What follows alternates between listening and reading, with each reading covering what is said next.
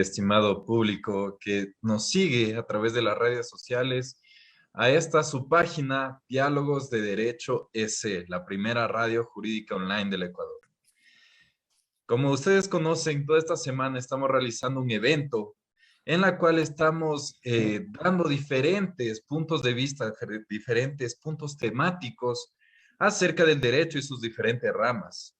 El día de hoy nos van a acompañar dos grandes juristas, dos grandes abogados, los cuales nos sabrán hablar acerca de los derechos humanos, de lo que va a tratar el día de hoy. Privar a las personas de sus derechos humanos es poner en tela de juicio su propia humanidad. Buenas noches con todos y les damos una calurosa bienvenida a este programa, como les dije anteriormente, Diálogos de Derecho EC, la primera radio jurídica online del Ecuador. Es un gusto continuar con el programa iniciado el día lunes y participar como con su mismo nombre lo dice, los jóvenes juristas, especializados en las diferentes ramas del derecho. En esta ocasión hablaremos de los derechos humanos, para lo que daremos la bienvenida a dos grandes abogados que son el abogado Jorge Luis Imbaña Balseca y la abogada Patricia Borja. Como primer invitado, vamos a dar una calurosa bienvenida al abogado Jorge Luis Imbaña Balseca, quien dentro de su trayectoria vamos a destacar algunas cosas. Por favor, buenas noches, ¿cómo te encuentras? Buenas noches, Juanito, ¿qué tal? Un gusto con todas las personas que nos están viendo y escuchando en este momento. Creo que podremos felicitar, de hecho, quiero felicitar esta iniciativa. Es importante que desde la juventud sigamos construyendo espacios de diálogo y sigamos construyendo el derecho. Así es, muchas gracias. Y me permito, pues, presentar un poco de la trayectoria para que las personas que nos están viendo y escuchando conozcan acerca de, pues, en dónde estudiaste. Como sabemos, eres abogado por la Universidad Central del Ecuador, egresado de maestría de investigación en Derecho por la Universidad de los Hemisferios, estudiante en Moral Foundations of Politics en Yale University, ex candidato a la Asamblea Nacional y actualmente forma parte del equipo asesor de la asambleísta Marjorie Chávez. En esta ocasión nos va a apoyar o va a aportar con el tema libertad de expresión en el Ecuador. Muchas gracias y te damos la bienvenida.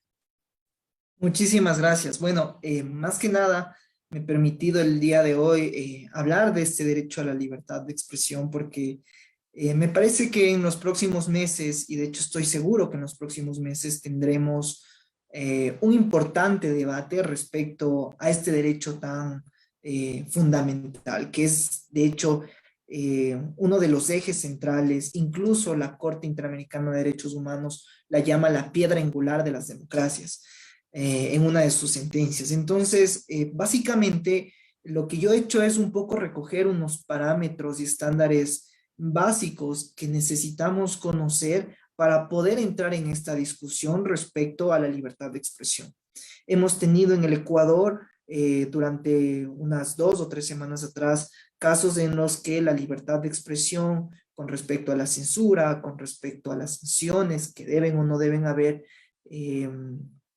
hemos entrado directamente en un debate muy acalorado respecto a este derecho. Entonces, creo que es importante ir destacando ciertos puntos de vista y de hecho ciertas particularidades de este derecho que son fundamentales y necesarias para comprenderlo, ejercerlo y también para defenderlo. Y defenderlo bajo los estándares que da la Corte, pero sobre todo estándares que garantizan que los derechos no sean afectados. Respecto a esto, lo que de hecho yo quería comentarles el día de hoy es respecto a las dimensiones que tiene este derecho, respecto a las excepciones que tiene, respecto a la responsabilidad ulterior, y sobre todo cómo estas tres situaciones se enfrascan ya en el debate que vendrá en los próximos meses y que es necesario ir conociendo ciertas particularidades. Respecto al primer punto de las dimensiones, me he permitido revisar algunas sentencias de la Corte Interamericana, y la Corte Interamericana lo que nos menciona y nos dice, de hecho, es que este derecho tiene dos dimensiones: una dimensión individual y una dimensión social.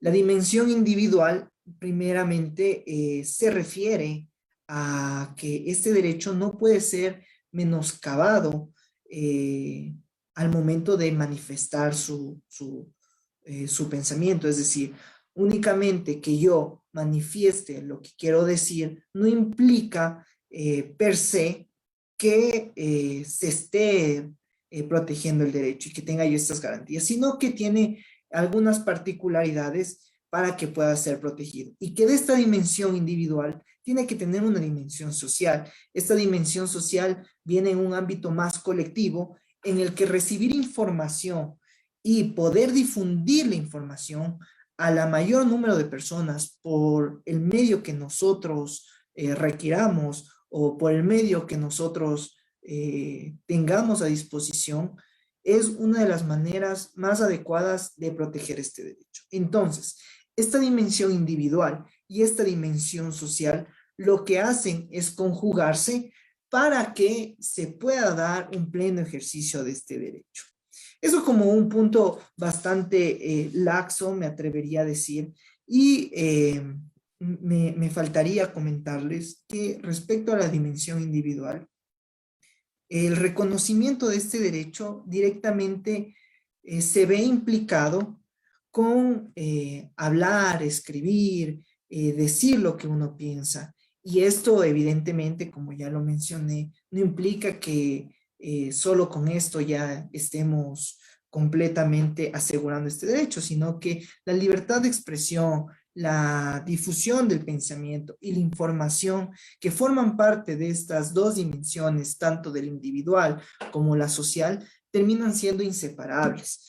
Y bueno, eso básicamente respecto a estas dos dimensiones.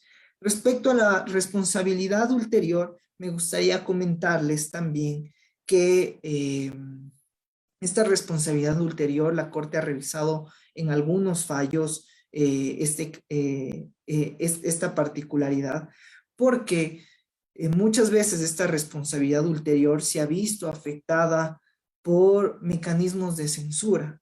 Es decir, si bien existe una responsabilidad por lo que decimos, por lo que difundimos y por lo que expresamos, esta responsabilidad no puede verse amañatada o sujetada por otros mecanismos que traten de limitar la libertad de expresión. Es decir, la Corte menciona algunos parámetros fundamentales para poder limitar la libertad de expresión, pero solo en algunos casos. Estos casos son cuando cuando hay una ofensa a la reputación de la persona, cuando hay temas de seguridad nacional importantes, cuando se trata de salvaguardar el orden público, la salud pública y la moral pública. Lo que nos dice la Corte expresamente es que necesitamos que bajo estos parámetros la ley pertinente en la materia en cada uno de los estados tenga expresiones específicas y sumamente claras de cuándo restringir este derecho. Este derecho que de hecho viene de una responsabilidad social y también una responsabilidad individual. Ahora, ¿qué más les puedo comentar respecto a la libertad de expresión? Cuando hablamos de responsabilidad ulterior, ha habido casos en los que se esconde esta responsabilidad ulterior con mecanismos de censura previa. Por ejemplo, tenemos un caso en el Perú en el que se le quitó la nacionalidad al dueño de un canal en el Perú para poderlo quitar de los directivos de prensa del canal que él manejaba, porque él era el accionista mayoritario y formaba parte del directorio. La Corte finalmente lo que dice es, ok, aquí no se revisó la situación migratoria, no se revisó parámetros para quitarle la nacionalidad bajo los estándares establecidos en la ley, sino que lo que se ha hecho es quitarle la nacionalidad a esta persona para que no pueda ejercer su derecho a la libertad de expresión. Entonces, como vemos, la censura puede venir dada y expresada desde diferentes herramientas. Y quizá estas herramientas no son las más idóneas. La única herramienta que establece la Corte para hacer algún tipo de censura previa en casos muy, muy específicos, debe ser la ley y con casos muy bien detallados y muy bien especificados a fin de que la libertad de expresión no se vea menoscabada. Ahora, algo más que me gustaría comentarles respecto a esta libertad de expresión es que nos encontramos ante un dilema muy fuerte de aquí en los próximos meses respecto a las críticas que puede tener el gobierno, un ciudadano y los políticos en sí, ya que vemos que de hecho los gobiernos siempre son por así decirlo, objeto de incluso de burlas, de críticas, de expresiones no tan adecuadas. Pero la Corte también hace un amplio esquema de lo que debería ser y de lo que no debería ser esta libertad de expresión. Y nos dice que de hecho en el ámbito público, en el ámbito de los funcionarios públicos, de los funcionarios de gobierno, ellos están expuestos a una mayor cantidad de críticas, a diferencia de un ciudadano común, evidentemente. ¿Y cuál es la motivación esencial para poder tener estas críticas a los funcionarios? Es que de hecho el gobierno siempre está sujeto a la opinión pública y el gobierno siempre debe ser fiscalizado, analizado, sus acciones y omisiones siempre son parte del diálogo político y eso hace que la amplitud del derecho a la libertad de expresión se extienda, a diferencia de un ciudadano en el que por su propia cualidad no está directamente vinculado a una actividad pública general que le permita un mayor escrutinio público. Eso nada más respecto como puntos fundamentales.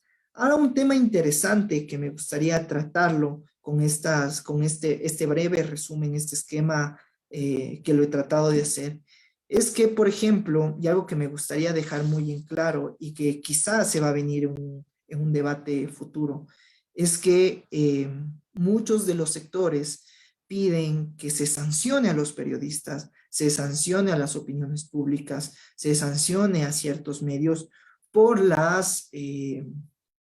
por las opiniones y expresiones de las personas que trabajan ahí, de sus periodistas. Al respecto, yo creo que algo que debemos tener sumamente claro es que esta responsabilidad ulterior de la que les hablaba, que establece límites también, debe estar plenamente especificada. Y además, esta responsabilidad ulterior implica que cada una de las personas que están frente a una pantalla, que están frente a un medio, que pueden difundir y tienen los mecanismos necesarios para difundir sus opiniones y sus expresiones, son completamente responsables de lo que dicen. Pero esta responsabilidad, y aquí viene el punto importante, esta responsabilidad no puede ser sujeta a que un organismo gubernamental, un organismo estatal, trate de sancionar. ¿Por qué? Por dos razones fundamentales. Primero, porque si tenemos un mecanismo de sanción directa a los periodistas, a los medios y a todos quienes forman parte de la comunicación, lo único que estamos haciendo es que los periodistas se censuren previamente ellos mismos por miedo a represalias. Y esto pasó incluso no solo aquí en el Ecuador, sino con el caso que les comentaba en Perú. Esta persona que fue sacada de los medios mediante otros mecanismos fue utilizada quizá como un ejemplo ante otros periodistas para que estos periodistas no hagan su actividad de investigación en contra del gobierno.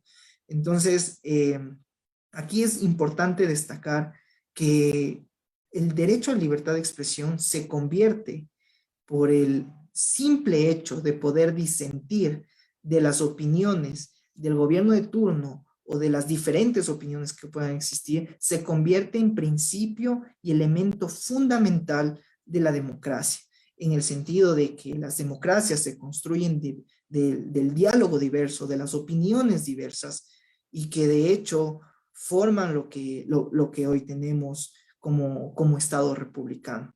Si nosotros estamos de alguna manera a favor de que se sancione a los periodistas mediante mecanismos, y esto quizá haría especial atención en que se escuche bien, frente a mecanismos directamente implantados por el gobierno, estamos dándole al gobierno una herramienta de censura previa bajo parámetros que no siempre van a ser los más objetivos y no siempre van a ser los más justos. Esto ya lo vivimos con diferentes casos, no solo a nivel internacional, sino aquí en el Ecuador, en el que, por ejemplo, al diario La Hora se le sancionó por una noticia, por una caricatura, y en segundo caso, al mismo diario se le sanciona por no publicar una noticia. Entonces, el gobierno lo que comenzó a hacer es a decirles qué publicar, qué no publicar, a quién publicar, cómo dirigirse, sobre qué expresiones expresarse, valga la redundancia. Y creo que eso, de hecho, limita no solo el derecho de expresión a los periodistas y a los medios, sino también limita nuestro derecho a la libre expresión, porque también una parte fundamental de este derecho a la libertad de expresión es el poder recibir las opiniones diferentes. Tan importante es que nosotros podamos difundir nuestras opiniones como que nosotros podamos recibir la diversidad de opiniones. Y en esto es fundamental que nosotros tengamos en cuenta que cuando hablamos de mecanismos de sanción hacia los medios, estamos hablando de mecanismos de censura. Ahora, con respecto a esto, me gustaría hacer una aclaración, porque muchas veces los discursos que he venido leyendo en redes sociales, que he venido escuchando en algunos medios por quienes no son parte eh, de esta, por así decirlo, de esta temática de acoger a la responsabilidad ulterior y no a la censura previa, es que ¿qué va a pasar con los niños? ¿Qué va a pasar con estas apologías al odio? ¿Qué va a pasar con esto, con el tema de los contenidos, que por ejemplo pasan contenidos no adecuados a las horas inadecuadas en las que niños pueden acceder? Y de hecho, cuando comencé esta breve exposición, me refería a que la Corte establece claramente que hay parámetros bajo los cuales se puede hacer un tipo de censura sin que ello implique una limitación al derecho. Y es básicamente a la moral pública, y hacen especial referencia a los menores en el sentido de que hay un derecho, se debe limitar un acceso a estos contenidos quizá no tan apropiados. De igual manera, el artículo 13 de la Convención Americana, al cual se refiere también la Corte, nos menciona algunas excepciones como la apología al odio, el tema de las religiones, que son temas sensibles y que deben ser tomados muy, muy en cuenta y sobre todo especificados al detalle en la normativa. Porque eso lo que va a hacer es que nosotros podamos tener una libertad de expresión plena, una libertad de expresión que no se vea coartada, no por el gobierno de ahorita, no por el gobierno que pasó, sino por cualquier otro gobierno que pueda o no venir. Es decir, lo que nosotros aquí en los futuros meses se va a estar jugando no es darle la contra a un gobierno pasado, no es darle la razón a un gobierno actual, sino es defender el derecho a la libertad de expresión independientemente de cualquier gobierno que venga. Y esto es importantísimo, a fin de que, a pesar de que sea cualquier gobierno el que venga, cualquier corriente ideológica que venga bajo los parámetros democráticos, claro está, podamos ejercer nuestro derecho a disentir y podamos expresar nuestras ideas, nuestros pensamientos con total libertad. Y esto es importantísimo porque lo que les mencionaba, no es lo mismo el derecho a la libertad de expresión, a la honra respecto al gobierno y a los funcionarios de gobierno, que el derecho a la libertad de expresión respecto a un ciudadano común. Claro está que el gobierno siempre está en un tema de fiscalización que viene a ser súper importante a fin de que, por ejemplo, se cumplan con promesas de campaña, se aborde los temas de corrupción, se saquen al aire ciertos temas sin que ello implique que se está quitando la honra de una persona o inmiscuyéndolas. Porque además tenemos que tener un tema muy, muy en claro. El tema en claro es que cuando una persona se mete a un ámbito político, cuando una persona se mete a ser un funcionario público, adquiere una función pública, debemos estar completamente conscientes de que vamos a entrar en el escrutinio público. Y el escrutinio público no es más que aceptar las críticas de cualquier sector que pueda venir. Y estas críticas, de hecho, son las que permiten que se construyan democracias, que se construya diálogo, que se pueda disentir o que pensamientos puedan ir formando cada uno su propio pensamiento en completa libertad. De igual manera, me gustaría decirles que cuando hablamos de libertad de expresión, no solamente estamos hablando de un derecho sencillo, sino que estamos hablando de un derecho en el que permite que se cumplan otros derechos. Es decir, se convierte en un derecho de acceso al momento de que nosotros podemos ejercer la libertad de expresión, podemos tener elecciones libres, elecciones democráticas, podemos tener políticos más preparados, podemos hacer un escrutinio mucho mejor de la situación política, económica, social de los gobiernos. Y de hecho, este derecho a la libertad de expresión se consagra por sí mismo, como ya lo mencioné hace un momento, como eje central en la democracia, por el simple hecho de que esta facultad, este derecho, nos permite disentir de las opiniones. Y bajo las opiniones contrarias y los diferentes pensamientos, es la única forma en que podemos construir una verdadera democracia y podemos construir estados mucho más fructíferos y sobre todo mucho más tolerantes. Eso nada más, muchísimas gracias. Muchísimas gracias por este gran aporte, abogado Jorge Luis Imbaña. Ha sido algo que para todos nosotros va a ser muy fructífero y sabremos tomar en cuenta a su debido momento. Agradecemos también a todas las personas que nos están siguiendo por la transmisión de Facebook Live y al señor Wilson Bermeo, que nos ha entregado, y recordemos que para esto también nos sirven las redes sociales, para que nosotros podamos también expresar y aportar a la academia como lo estamos haciendo, en el cual nos indica que para el desarrollo del derecho a la libertad de expresión en los contextos electorales nos entrega una sentencia que si la desean la pueden mirar en los comentarios de esta transmisión y que por supuesto es muy importante también tomar en cuenta estas y la explicación que nos ha sabido dar usted, estimado abogado Jorge Luis Imbaña. Un agradecimiento por formar parte de esto, por estar presente en Diálogos de Derecho C. Ahora continuamos con la siguiente ponente, con nuestra segunda invitada, que sería la abogada Patricia Borja, continuando con esta línea de los derechos humanos. Así que le damos un gran saludo y una bienvenida al programa.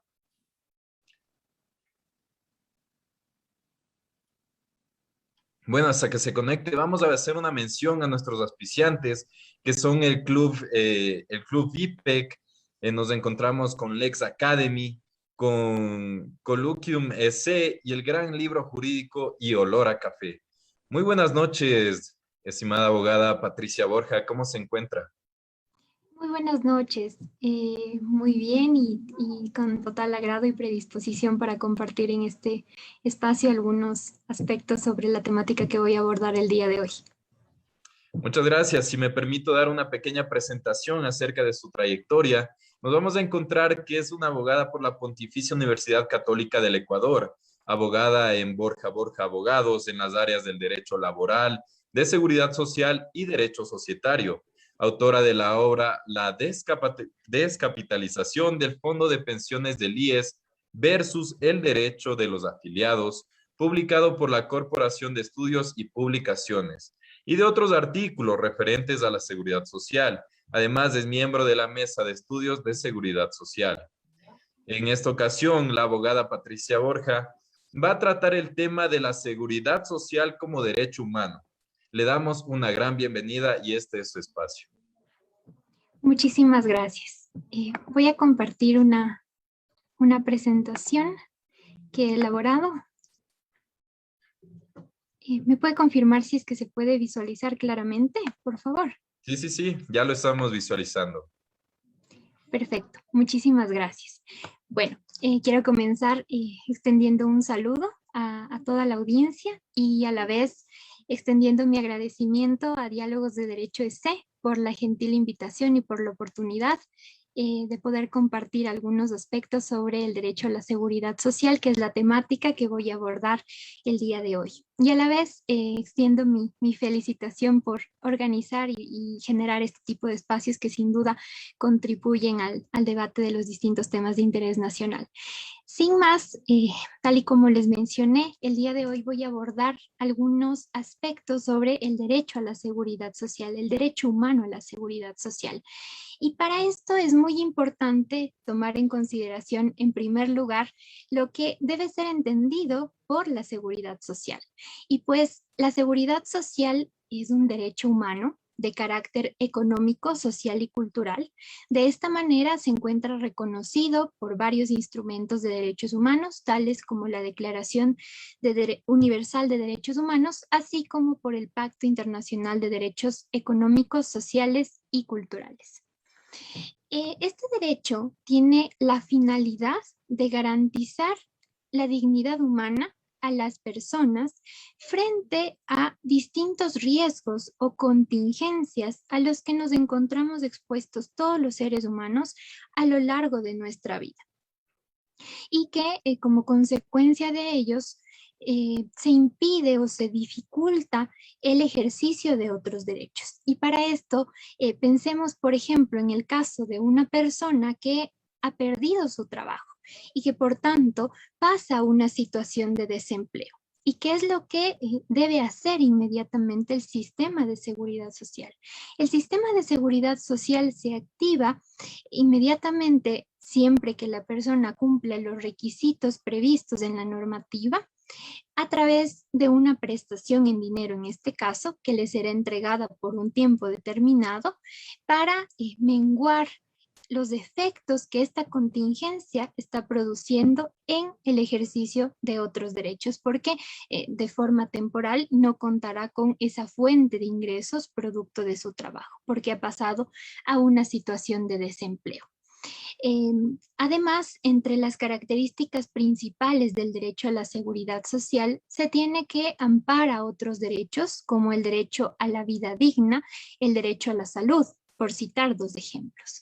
Y además es un derecho de naturaleza eminentemente prestacional porque frente a un riesgo social, como lo expliqué en el ejemplo hace un momento, el sistema de seguridad social se activa y brinda a la persona asegurada una prestación o un servicio que puede ser una atención en salud, por ejemplo, para justamente permitir menguar realmente los efectos de esta contingencia en la vida de esa persona a fin de que pueda mantener ese nivel de vida y realmente subsistir.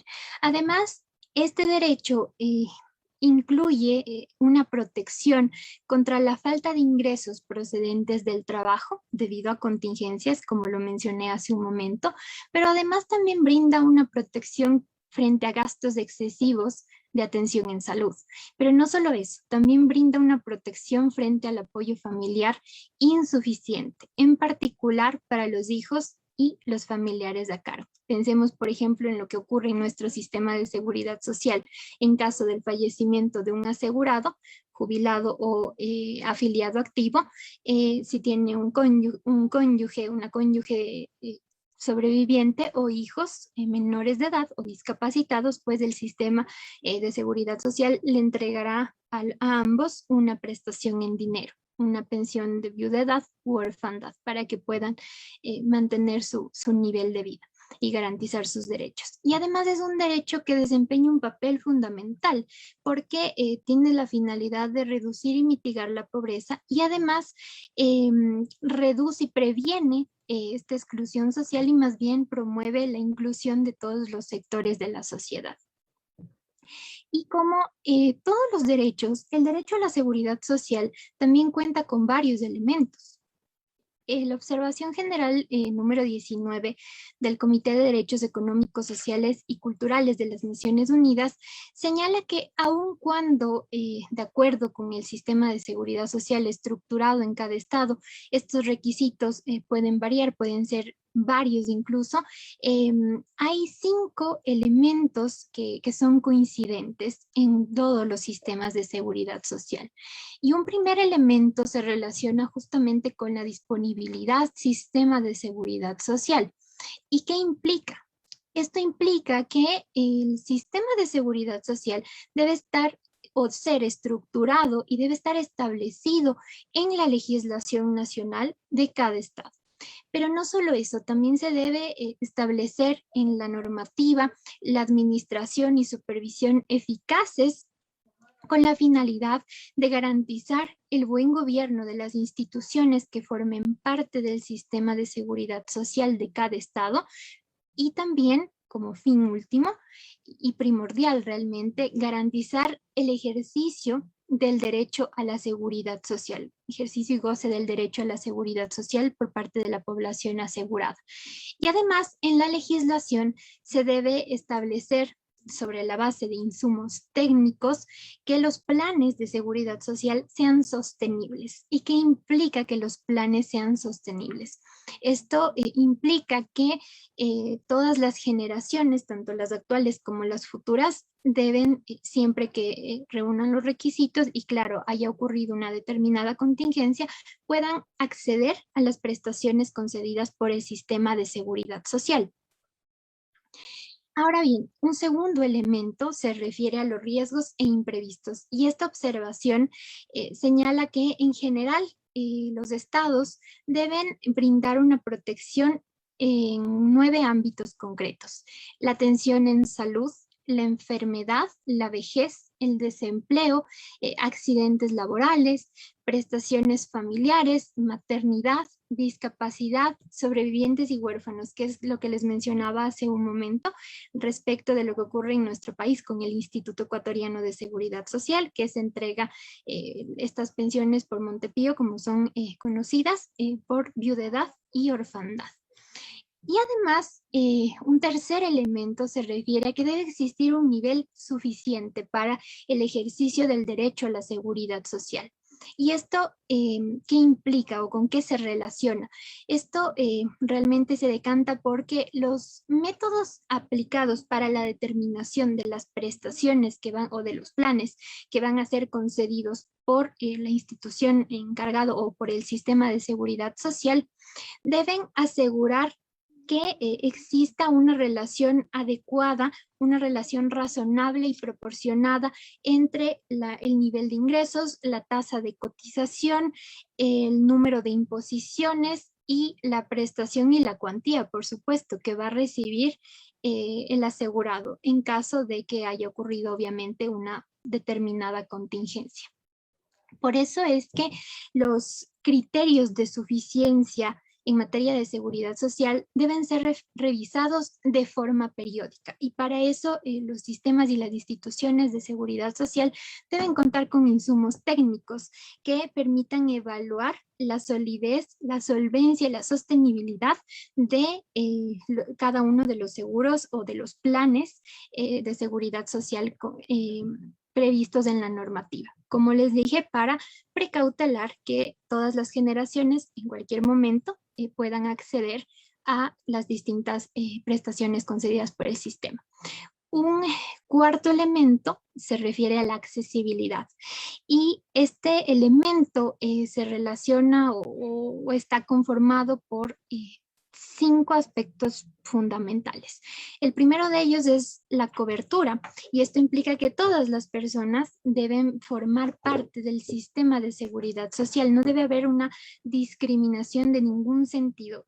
Por eso es que yo les mencionaba en un inicio que este derecho tiene la finalidad de más bien promover la inclusión de todos los sectores de la sociedad, y va relacionado realmente con un criterio de universalidad del sistema de seguridad social.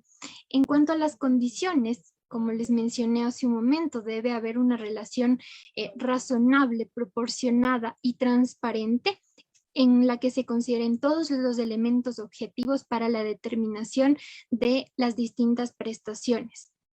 Y todo esto debe estar realizado y determinado sobre la base de insumos técnicos, como lo son, por ejemplo, los estudios actuariales, que son proyecciones de lo que el sistema de seguridad social enfrentará sobre la base de varias hipótesis en un periodo proyectado y determinado para conocer las medidas y aplicar las medidas necesarias para precautelar justamente la sostenibilidad del sistema, de los planes determinados.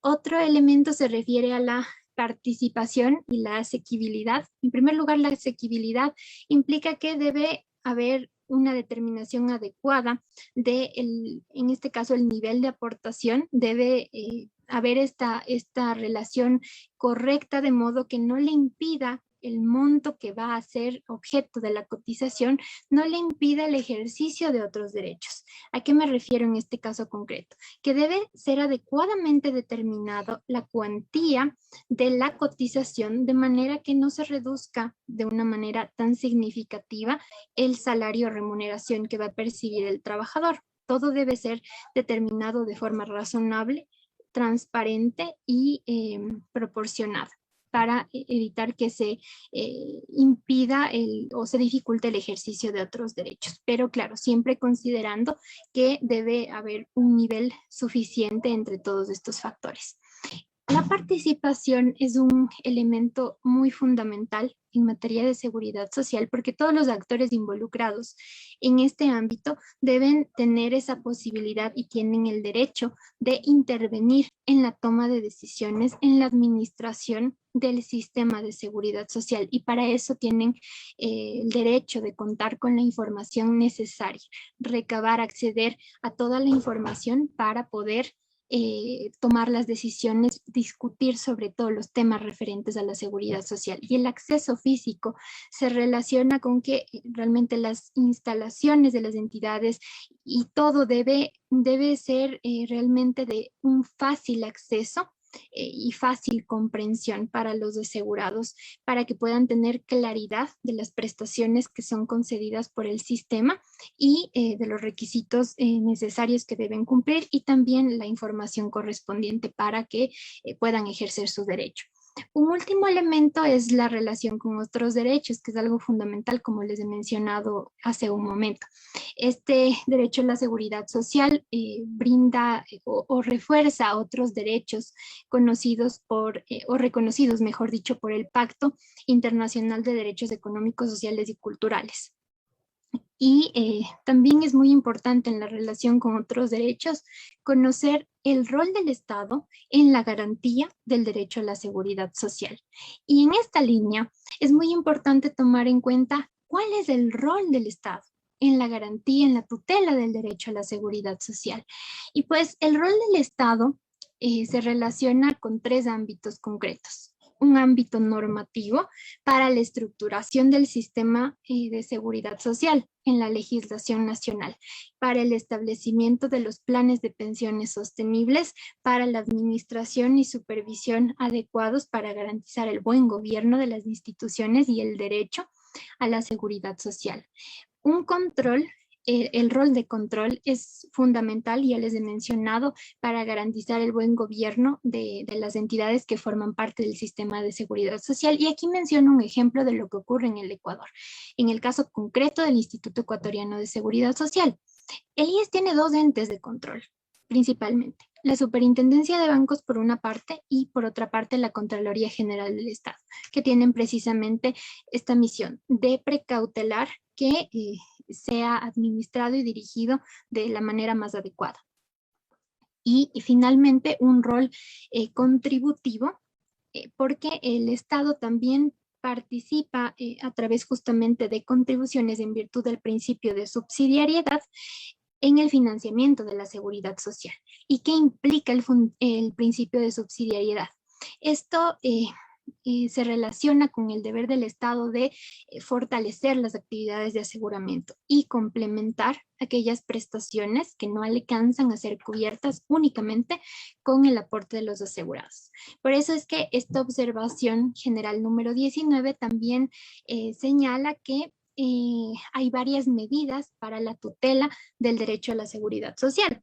Por una parte, a través de la legislación y a través del establecimiento de estrategias y políticas necesarias para la garantía de este derecho. También a través de la vigilancia, contar con indicadores y elementos de referencia para que todos los aspectos de la seguridad social sean determinados de forma técnica, a fin de que no haya situaciones que vayan a generar en algún momento algún desequilibrio que dificulte el ejercicio de este derecho.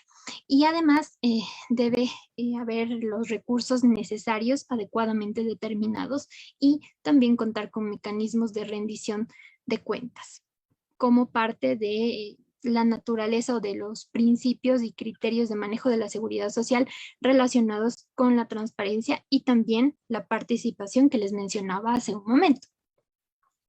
Y una vez que hemos conocido algunos términos o aspectos generales, como lo he venido mencionando, de la seguridad social como derecho humano, quiero comentarles un poco acerca del sistema de seguridad social estructurado en nuestro país.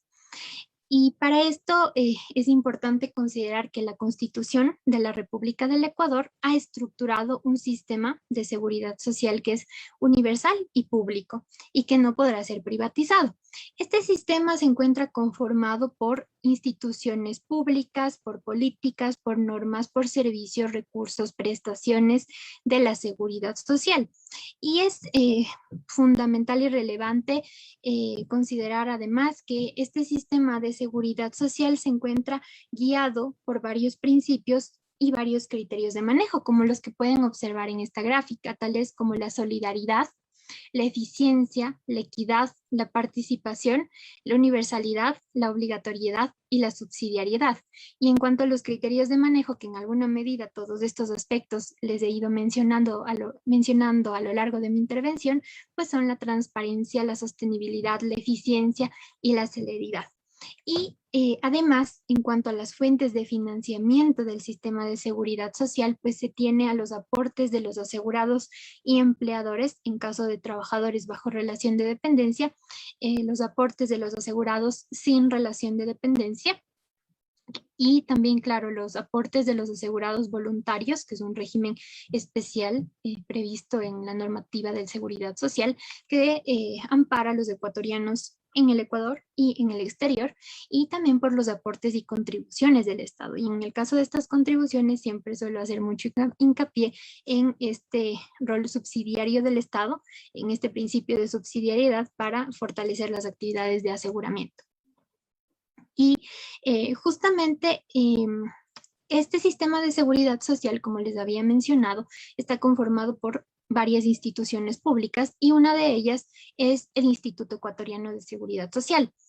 El IES, según la Constitución de la República del Ecuador, es una entidad autónoma con patrimonio propio, distinto del fisco, y se encuentra regulada por la ley.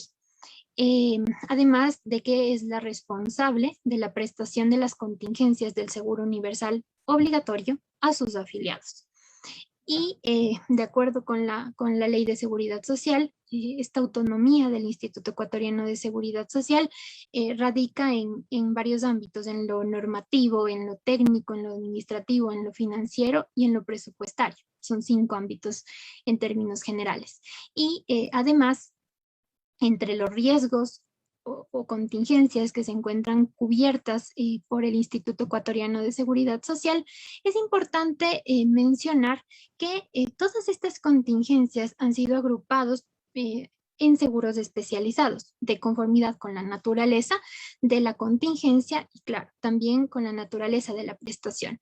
Por eso es que el IES tiene un seguro de invalidez, vejez y muerte que brinda una protección y entrega prestaciones, en este caso de jubilación por invalidez, por vejez, por discapacidad, el auxilio en caso de funerales y también en el tema del Montepío, las pensiones por viudedad y orfandad. También tiene un seguro de riesgos del trabajo que brinda una protección frente a accidentes de trabajo, por ejemplo. También hay un seguro de salud individual y familiar que brinda protección frente a la enfermedades no profesionales, que es una diferencia sustancial con el seguro de riesgos del trabajo que brinda protección frente a enfermedades profesionales. Y también en el caso de maternidad, a través de la atención en salud en general y a través también de subsidios por maternidad, por citar algunos ejemplos. Tiene un régimen especial del Seguro Social Campesino, es un régimen solidario que se nutre de varias fuentes. Y claro, también con el aporte de los asegurados del régimen general. Y también un seguro de desempleo y cesantía que brinda estas dos prestaciones del seguro de desempleo y claro, también la cesantía cuando los trabajadores han perdido su trabajo y han pasado a una situación de desempleo, según lo que está determinado en la Ley de Seguridad Social.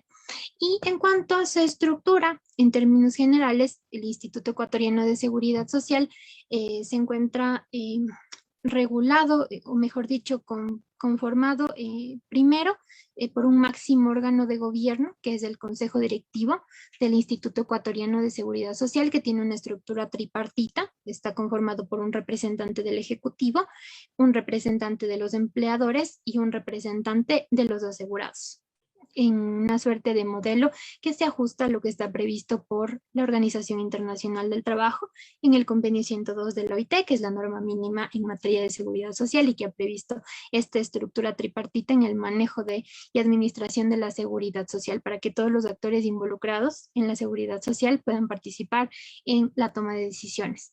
Y tienen ya en cuanto a las funciones del Consejo Directivo del IES, pues tiene la misión de política y rectoría de la institución, pero también tiene ciertas competencias de índole administrativo. Hay un director general en el Instituto Ecuatoriano de Seguridad Social, que es el representante legal, judicial y extrajudicial del Instituto Ecuatoriano de Seguridad Social y tiene competencias netamente administrativas. Y un factor adicional que es fundamental mencionar es que los fondos previsionales y sus inversiones se canalizan a través de una entidad financiera de propiedad del Instituto Ecuatoriano de Seguridad Social, en este caso el Banco del Instituto Ecuatoriano de Seguridad Social. Y pues para no extenderme muchísimo más, quiero agradecer a todos por su atención y también nuevamente muchísimas gracias por la invitación.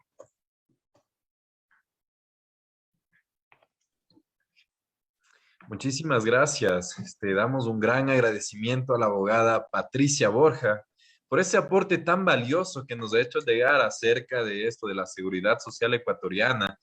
Y pues bueno, como todos estos aportes nosotros lo podremos tomar en cuenta, sabremos utilizar toda esta sabiduría que nos han sabido compartir.